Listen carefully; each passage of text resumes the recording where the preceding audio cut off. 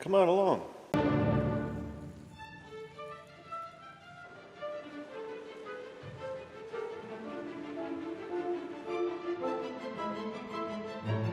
Pop her off, big nuts.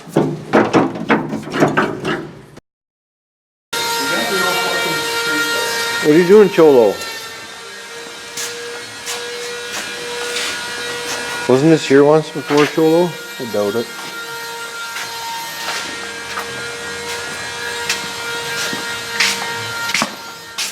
It's engine world.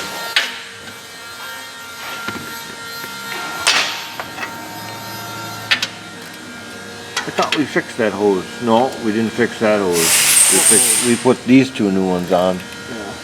But not that one. Those are leaking too. You can't get them. They don't really matter. Cholo. Is that a Mexican? I think so.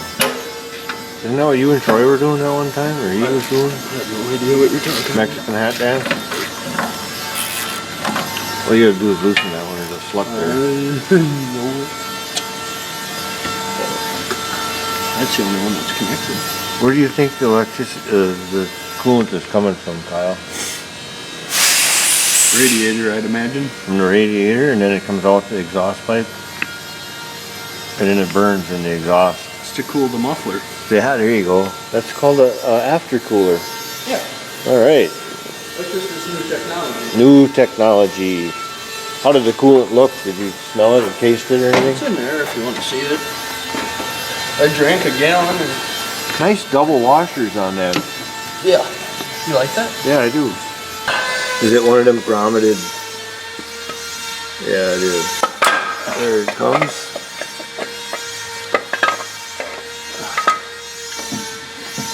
Well, we're going to look for wetness in either end, he said.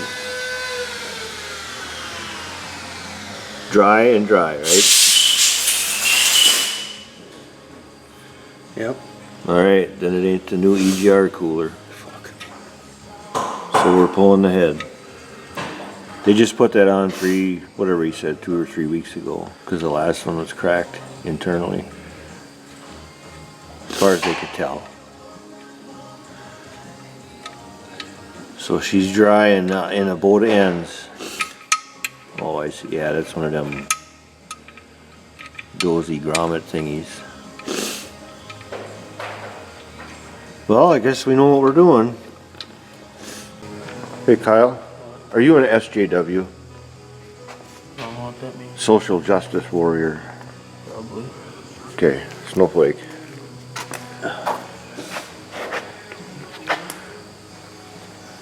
We're gonna do some.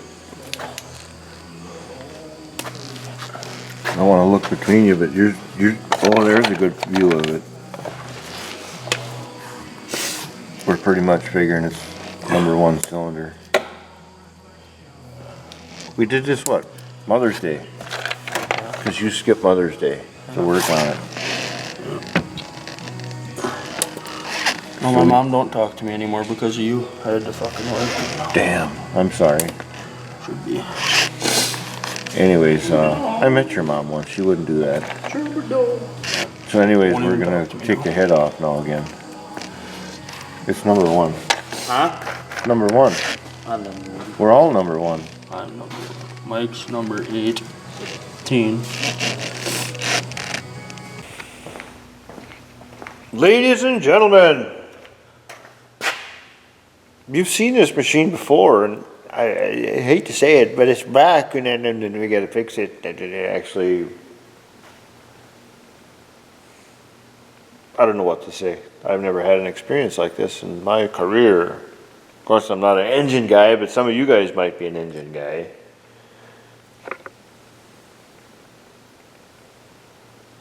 #1 cylinder had water in it again. Antifreeze, not water. The two are different. Peace, bro. But when we pulled the head gasket and the head off of it there yesterday, there, she looked just, you can't look at it here, it peeled apart. But it looked beauty-miss. I mean, so all I can ascertain is that we're getting a remand head right from Deere this time, because I don't know what became of if the other one, because with these EGR styles from this vintage. You saw this video before, a part of it, I did this, back on Mother's Day, we did this video of this machine. And I had a company do the head, and I don't know, I'm not there when they do the head, you trust in other people. All I can think of is maybe that there's an issue inside the head, and it wasn't caught because of heat, and I don't know. It's irritating because when you don't know, and you like to find the actual problem, and we know number one was blowing antifreeze out the exhaust valves, because you can see the valves are all washed clean, etc. You guys know what I'm talking about. But the deck looks perfect, the head gasket looks perfect, so that leads us to the head itself. And of course, it's an EGR style head.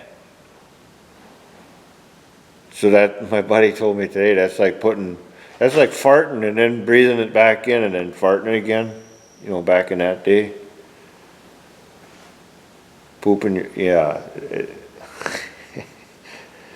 Anyhow, so we're kind of suspicious of the head. I have to send it in for a core to John Deere, so they're going to give me the cash for clunkers on that end of it or whatever, and there's a brand new head coming tomorrow.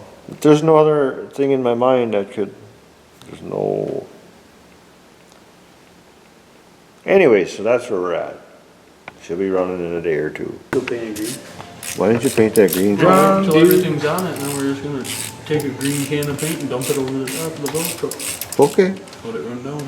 You ever notice that? Like when you take them apart from factory, it's almost like they did that. That's what they do. They just spray them. They dip the whole engine. I don't think so. I think they put it on a rotisserie like a chicken. And then they paint it. Then they wrap it quick with that plastic. I bet you they dip it. Then they ship it. Not dip it, ship it. What are you guys doing? You already got the rack in, or? And they're set. And they're set? Yeah, smiley faces on it. Troy's used to putting the rack in her.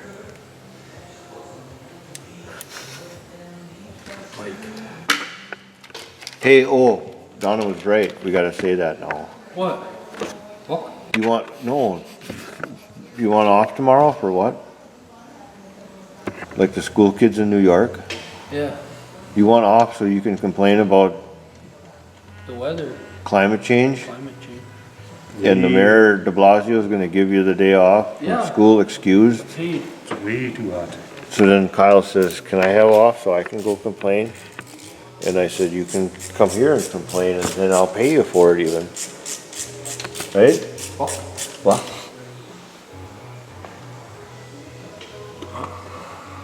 You better be guys, ready to listen to some bitching tomorrow. oh yeah, and like I said, I'll even pay you for it. Why would you excuse kids to go, Bitch. bitch, they belong in school. Just to turn them into pussies like everybody else. There you go. You're getting a little bit political on this channel. That's not very nice. Okay.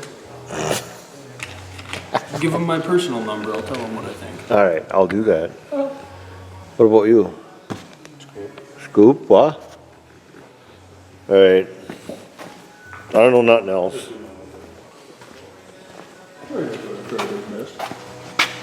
It's a scoop. I don't understand how this can work. How it works. Kyle took it apart and yet Troy can put it back together because how does that work?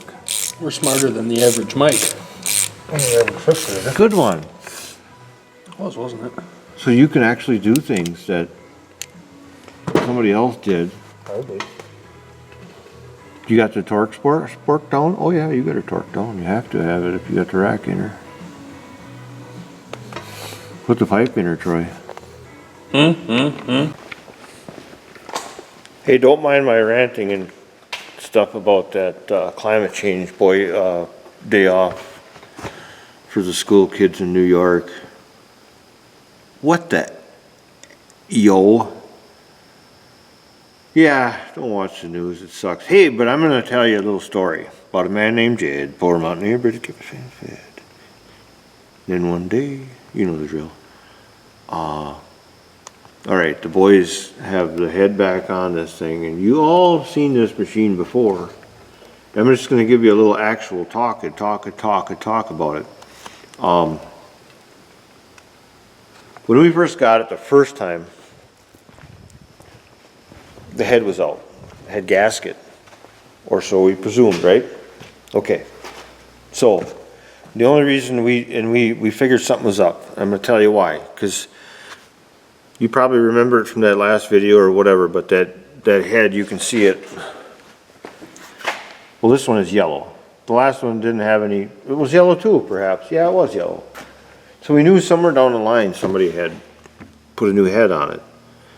And this last time we just decided, well, hell, we'll have one of the machine shops take a look at it. And this has got, you know, something newer to me is the EGR system. So they have to do a vacuum test, I think it's called.